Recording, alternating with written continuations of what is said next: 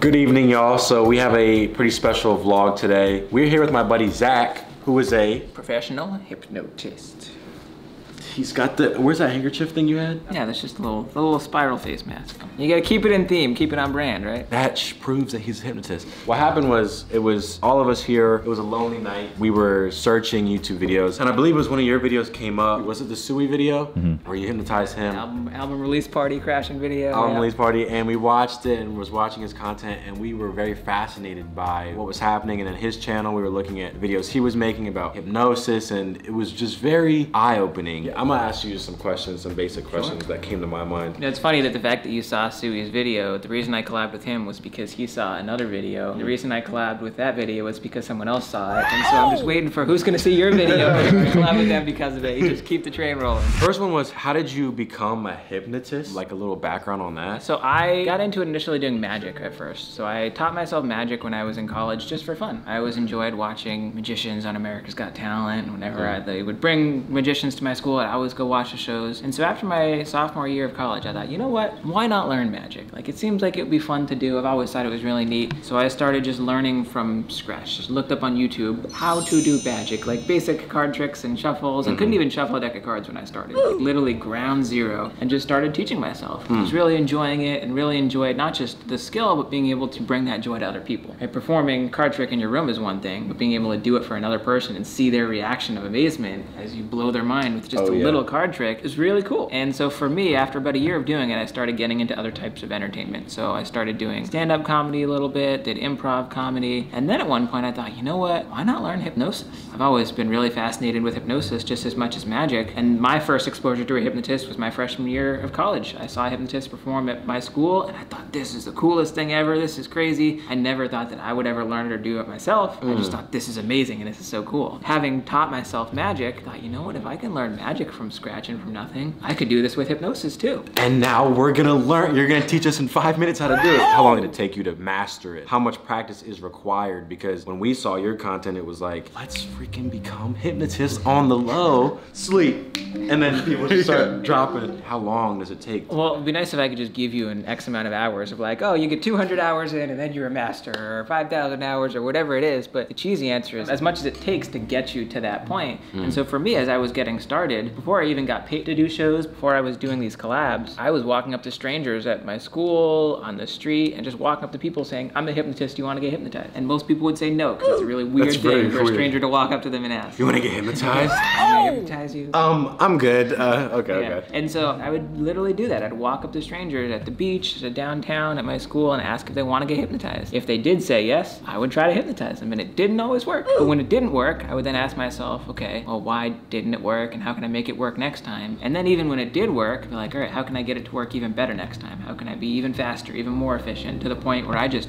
put in all of those hours, to the point where now it's become second nature because I've done it so much. So it's like anything you want to learn, hypnosis, music, juggling, like whatever skill you want to learn, you put in enough practice to the point that it becomes more natural. It's funny, the way you're answering these is segueing perfect into my next questions. What's the success rate of hypnotizing someone? You were, striking out with your first few attempts, and then you got better and better and better. Out of a group of 100 people or something, what's the success rate? Because I'm over here like anxious, like, I want it to happen to me. Is it hit or miss sometimes? Yeah, so it can be dependent on the person. And that's one of the hardest things about learning hypnosis versus any other skills. Like with magic, if I taught myself a card trick and I learned a specific piece of sleight of hand, I could do that move every time, and 100% of the time, if I did that move correctly, it would do what it's supposed to. It would like hide the card or make it appear this way or whatever it would happen. With hypnosis, it's dependent on the other person. I could do the exact same induction or procedure to 2 different people, and it could work perfectly for one person, not at all for the other. Because at the end of the day, it's less about what I have to do. Of course, there's a role in my confidence and my ability and how I can help get people there, but at the end of the day, it comes down to, we were chatting about this earlier, 3 factors that get people into that state is how much they believe in hypnosis or how much they believe it'll work, right? If you're just like, no, this is stupid, this isn't gonna work, you can't hypnotize me, like, I don't care, then not much is gonna happen. The second factor is trust. If you trust that I'm not gonna humiliate you or embarrass you or make you like act like a chicken or take off your clothes or do something dumb. Butt ass naked, like, yeah, right? I get hypnotized, and then Next thing you know, I wake up and I'm naked. Hey, what the heck? And he's like, hey, gotta go. What just happened to me? If you had that thought in your mind of like, I don't trust this guy, I don't want him messing with me, you wouldn't allow yourself to get hypnotized. That lack of trust is holding you back from having the experience. And the last thing, in a similar lens, is the openness. How open are you to it? Because you could believe that it's real, you could trust that I'm a genuine person and that I'm not gonna embarrass you, and yet if you're still like, nah, I don't really want to do this, I'm not willing to let myself open up to that process, then nothing will happen. And so part of the process before we even begin is what we're doing now, of getting you to become open, to believe the process, to trust me that you'll be safe while doing it the whole time, to the point where then I know I can guarantee 100% that I can get you there if you're already in that state.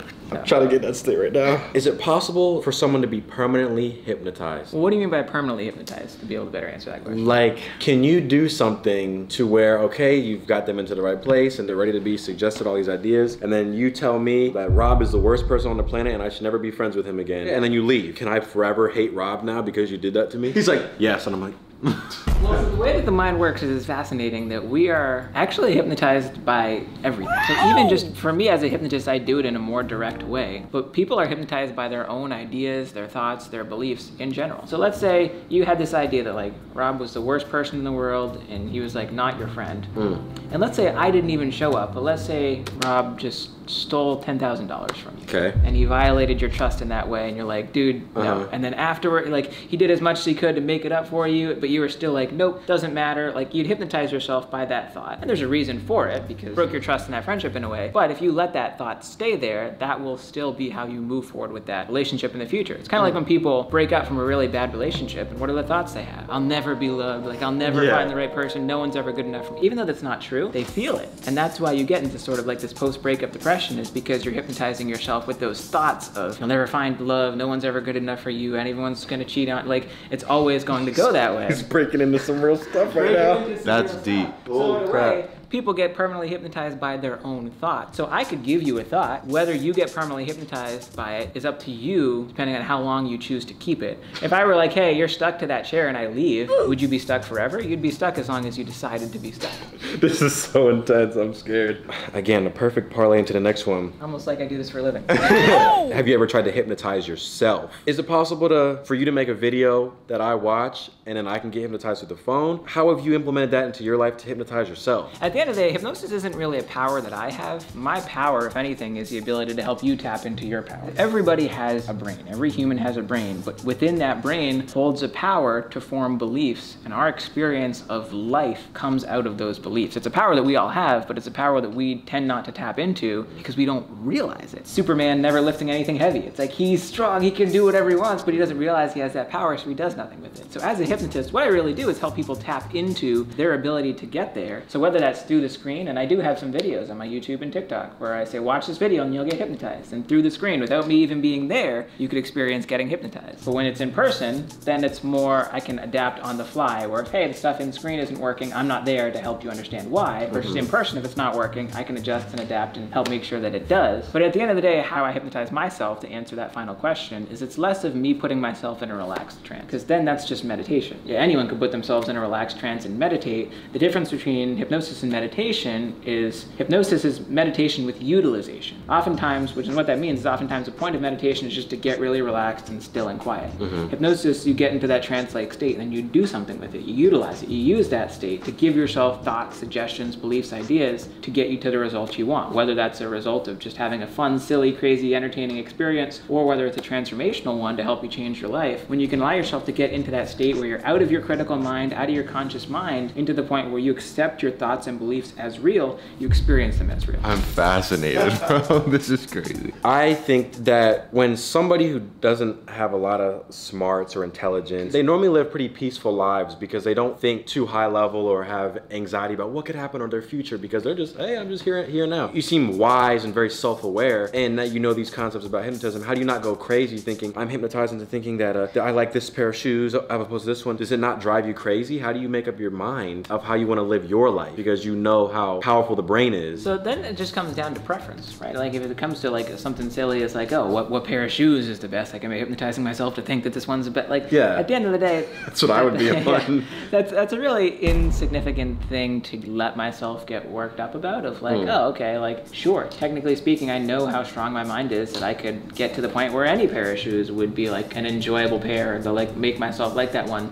So then I just pick something, right? That's the freedom of having the options. We all have personal preferences, and those preferences can change, but that's part of what makes us unique and individual as humans, is that we're all unique in our tastes and our preferences and our talents and our abilities and who we are. And so I always think of it in the idea of like, I don't necessarily want to change myself for the sake of knowing that I can. If I were to say, I want to be just like you and adapt my life and have like the exact same things that you do, eat the same things you do, live my life the exact same way that you do, it's possible. Doesn't mean that's what I want to do, right? Just because everything is permissible doesn't make everything beneficial. True. And so I always think of it in the way of, I'd much rather be a first-rate version of myself than a second-rate version of somebody else by trying to adapt to be who I'm not.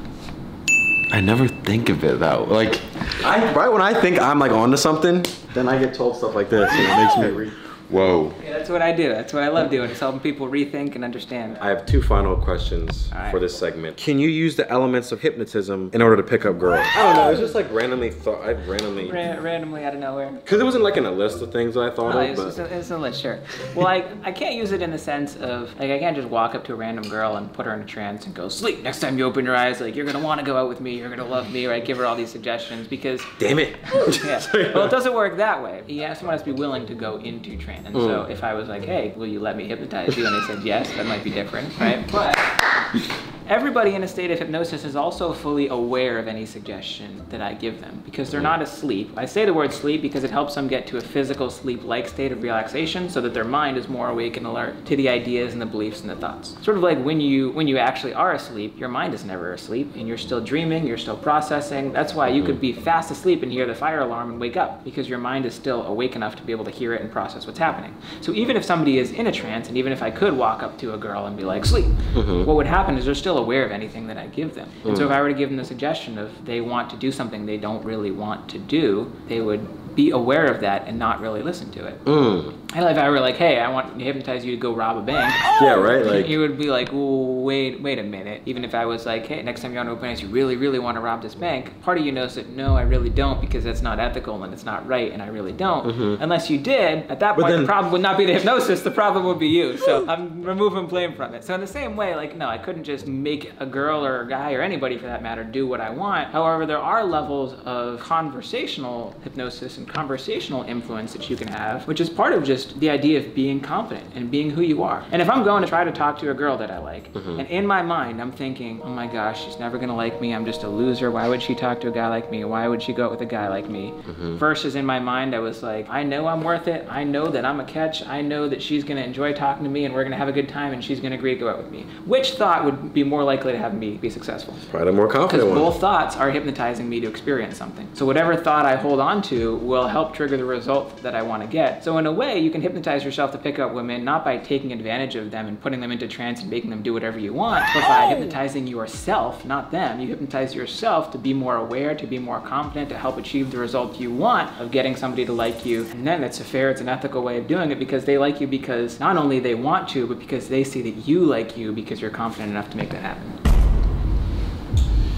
It's great we have this documented so I can watch this vlog over again and skip this part. Is there an element of hypnosis that viewers, I'm sure we have a lot of young male audience members and girls too. So is it just a matter of, all right, if I'm confident, that's all I can do in order to help? Are there certain things you can do? I want like a little tip or trick or something. I'm already like an expert on girls and stuff, but is it like body language? Like if I'm like, hey there, when you touch them on their arm, it signals them to blah, blah, blah. There are so many of these. I mean, you could literally fill this room with books on the specific body language and what words to use, how to say the right words, how to touch, like the best way to do all these things. We end up getting in the books and we like go too hard and we start micromanaging every decision we make. Hello, young lady, and we start like, huzzah, overcome. They say he said when he touches her shoulder that it works. Hey there, you want me now, right? And that's a really good point because in that, as obviously a ridiculous example, but in that example, what's happening in your mind is your mind is like, oh, is this gonna work? This is kind of ridiculous, I don't know. Versus just being confident and being like, hey, how's it going, right? you have the different thoughts. You just touched me. Oh, God. Right. I'm hypnotized. All right. That's the big thing that I could give to you and even anybody watching this, is understand that anytime you're feeling anything, it's because you're believing a thought. So if you are feeling low confident, if you're feeling sad, if you're feeling anxious, if you're feeling stressed, ask yourself, what thought am I believing? And a lot of times we're believing thoughts that aren't even true. Like I used that example earlier of somebody getting out of a breakup and they believe a thought, oh my gosh, I will never be loved, I'm not good enough, like nobody will love me, I'll never find anybody. None of that is actually true, but they feel it and they believe that thought so much that it feels true, and that's why they become depressed and stressed and anxious. It becomes their reality. It becomes their reality. They hypnotize themselves through their thought. And so just as sort of an example to demonstrate this, and people watching can try this at home either with a friend or you can do it with yourself and film this, but I'll do it with you just to show how this works, is I want you, we're just gonna do it two different ways. I want you to say you're a really great person, but in your mind think that you're a really horrible person and I don't like. I'm just gonna say it out loud. Yeah, just say it out loud. I'm a really great person, okay? All right, and now I want you to do the opposite. I want you to say I'm a really bad person, but in your mind just think about how you're the best person ever. I'm a really bad person. Do you notice the difference? Do you notice what's called cognitive dissonance there? Is you say something but believe something else. But do you notice that what was stronger is not what came out of your mouth but was still in your mind? So even though the words were I'm a bad person, you said it in a way of like, oh, I'm a bad person and I know I'm not. Or the other way, I'm a good person. Like even though the words were there, the thoughts were what was winning. And so if you want to win in life, you win in your mind. You win by not letting your thoughts hypnotize you, but you take back the control and you hypnotize your thoughts. So whether you want to be confident, whether you want to break through depression, anxiety, stress, eliminate a fear, pick up a girl or a guy, be more successful, achieve your dreams, whatever you want to do, it starts up here. When you can overcome your thoughts instead of letting your thoughts overcome you, that's when you win. Oh my God. I need to hang out with you every day. I need you to talk to me every single day. We would like to hire you as an alarm clock so that when I wake up, I'm being told, tell yourself that you're the greatest of all time, and then I'm gonna believe it. Yeah, we'll record just an audio snippet before I leave that you can like... Oh my God.